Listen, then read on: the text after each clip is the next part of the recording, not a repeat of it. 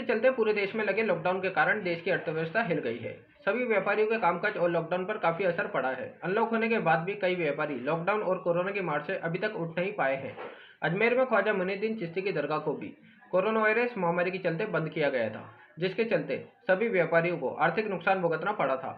लेकिन अनलॉक होने के बाद भी कई व्यापारी, जिसमें फूल और चादर के व्यापारी, अभी भी आर्थिक संकट से गुजर रहे हैं। दरगाह खादिम सैयद बदरे मुस्तफा ने जानकारी देते हुए बताया कि कोरोना महामारी के कारण लॉकडाउन के बाद जब सरकार की अनलॉक की गाइडलाइन जारी हुई, उसमें दरगाह में चादर और फूल पेश करने पर रोक लगा दी गई। ऐसे में जिन व्यापारी का पूरा रोजगार फूल और चादर पर टिका है, उन व्यापारियों के लिए आर्थिक संकट आ गया है। सैयद बदरे मुस्तफा ने सरकार और समुदाय से अपील करते हुए कहा है कि दरगाह में फूल और चादर के व्यापारियों को हो रहे नुकसान को देखते हुए दरगाह में फूल और चादर पेश करने की अनुमति दी जाए, ताकि जिन व्यापारियों का संपूर्ण रोजगार फूल और चादर पर टिका है, उनके आर्थिक हालात सामान्य हो सके। अस्सलामुअलैकुम। मैं इस चैनल के माध्यम से हमारे ज़िला प्रशासन को और हमारे समाज के ज़िम्मेदारों को ये अवगत कराना चाहता हूँ कि लॉकडाउन्स के ज़माने से लेकर अनलॉक तक जितनी भी हमारी सरकार की गाइडलाइंस आई, उसमें हमारे व्यापारीगण, हमारा समाज और दरगाह शरीफ के तमाम जितने भी क्षेत्र से उन्होंने सब ने अपना पालन का एक बहुत बड़ा सबूत पेश किया। कहीं कोई प्रशासन को दुश्वारियां नहीं आई, जबकि इतना संवेदनशील एरिया मानते हुए सरकार के और प्रशासन के किसी किस्म की कोई भी यहाँ पर ऐसा मामला पेश नहीं आया जिसमें सरकार को कोई दुश्वारी हुई हो या प्रशासन को कोई दुश्वारी हुई हो। लिहाजा जो भी हमारे व्यापारीगण हैं, दिल्ली गेट से लेकर के दरगाह बाज़ार, नाला बाज़ार, उनके तमाम व्यापार सुचारू रूप से अब शुरू हो गए हैं।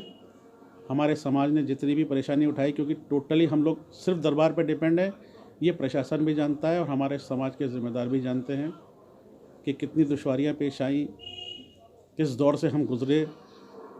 खैर, बहरहाल अल्लाह करने वाला है। ख्वाजा साहब ने जो कुछ भी हमारे लिए व्यवस्था करवाई, उसका शुक्र है।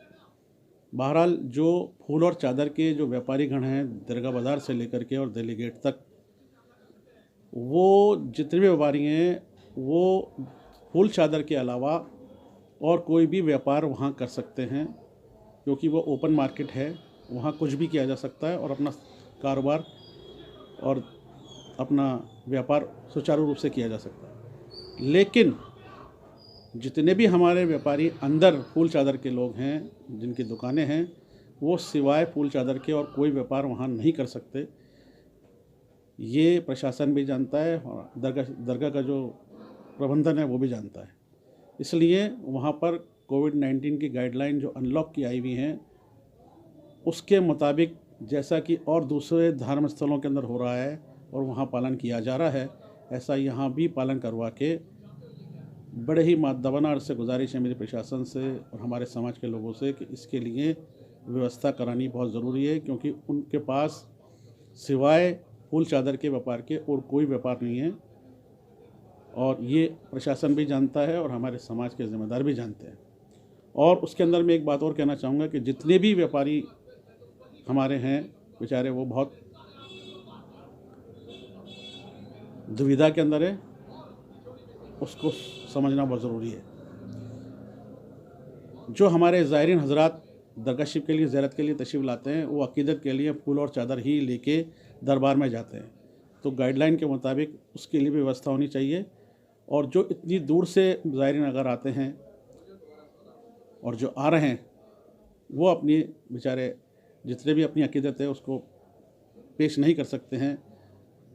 लिहाजा इसको समझने की ज़रूरत है हमारे समाज के ज़िम्मेदारों को भी और प्रशासन को भी।